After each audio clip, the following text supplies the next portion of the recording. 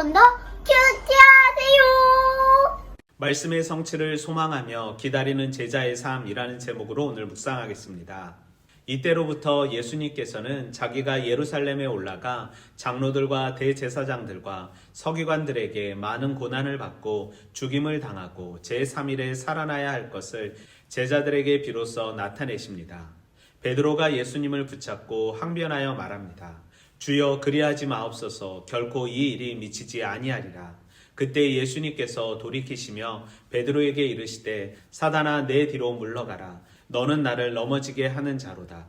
내가 하나님의 일을 생각하지 아니하고 도리어 사람의 일을 생각한다 말씀하십니다.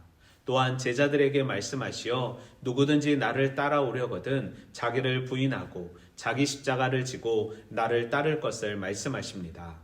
또한 누구든지 제 목숨을 구하고자 하면 잃을 것이요 누구든지 나를 위하여 제 목숨을 잃으면 찾을 것을 말씀하시면서 사람이 만일 온 천하를 얻고도 제 목숨을 잃으면 유익함이 없음을 말씀하십니다. 또한 인자가 아버지의 영광으로 그 천사들과 함께 오리니 그때에 각 사람이 행한 대로 갚으실 것과 여기 서 있는 사람 중에 죽기 전에 인자가 그 왕권을 가지고 오는 것을 볼 자도 있음을 말씀하십니다. 본문은 예수님의 십자가 순환 예고와 제자도에 대한 말씀입니다.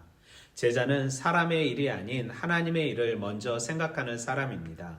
그러니 제자는 자신의 목숨을 위해 사는 인생이 아닌 하나님의 영광을 위해 사는 인생입니다. 여기서 인자가 그 왕권을 가지고 오는 것을 볼 자도 있음을 말씀하시는데, 이 표현의 시제는 현재 완료로 실패한 말씀이 아닌 이미 성취된 말씀으로 이 말씀을 읽는 우리들 역시도 예수님의 재림을 볼 수 있다는 것을 말씀하십니다. 즉 2000년 전 끝나버린 사건이 아닌 지금도 살아 역사하셔서 우리의 눈으로 예수 그리스도의 재림을 기대하고 소망해야 함을 말하는 것입니다. 우리는 본문 속에서 고난받으시고 3일 만에 부활하신 예수님, 사람의 일이 아닌 하나님의 일을 먼저 생각하기를 원하시는 하나님, 제자도에 대해 말씀하신 예수님을 발견할 수 있습니다. 참된 제자의 삶은 예수님의 길을 따라 말씀에 순종하며 살아가는 삶입니다. 자신의 생각을 내려놓고 하나님의 뜻을 먼저 묻고 실천하는 삶이 참된 제자입니다. 하나님께서 우리를 부르셔서 우리를 하나님의 자녀 삼아 주시고 사명자로 세우신 이유는 자신의 영광과 풍성함을 위한 삶이 아닌 하나님의 영광을 위한 삶으로 우리의 삶 속에서 예수님이 드러나는 삶을 살게 하시기 위해서입니다. 또한 기억하시는 하나님께서 우리의 모든 생각과 행동을 하나님의 때에 심판하심을 말씀하시면서 끝까지 주님만 붙잡고 살 것을 말씀하십니다.